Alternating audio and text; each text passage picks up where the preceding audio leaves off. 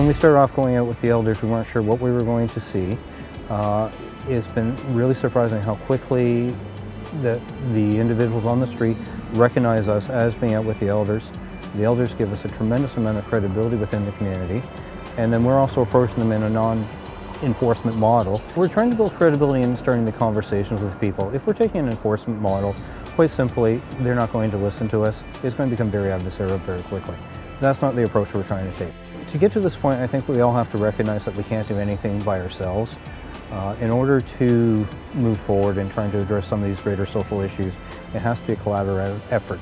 And the business community has a big role in it, as well as the police, the city, the residents in the neighborhoods. And it's only through the collaboration that we're going to have any kind of success.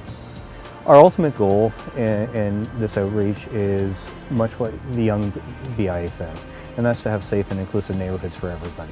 I think through the process and the outreach that we've been doing through this program is really developing the relationships, and I think that's the true success.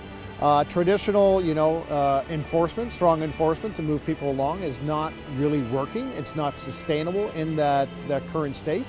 That owning and actually developing relationships with the individual at street is the true success of this program. We all have one common goal. I think it is really an interesting dynamic. We have the Yonge Street BIA who asks us, the police, to help them, and we in turn ask the Aboriginal community to help us help them. And we're all working towards one common goal. The common goal being that we try and do the best for the Aboriginal community within Toronto. To be an elder is to be a teacher, to be honest, to respect all creation, not only humans, and also to be able to be a spiritual person. People will look up to that because they need that. Yeah. It's kind of surprising. I've been doing this for about 15 years now, visiting people on the street. That they're very spiritual people. We've been able to really make some good contact with some of the people on the street.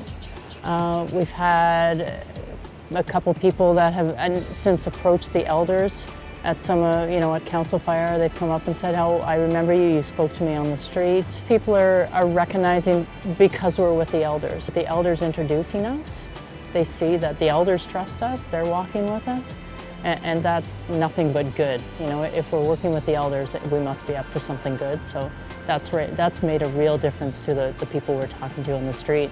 And going forward, they remember us for that too. We're building some really great bridges. It was a great idea, and I think it's playing out as much as we hoped it would.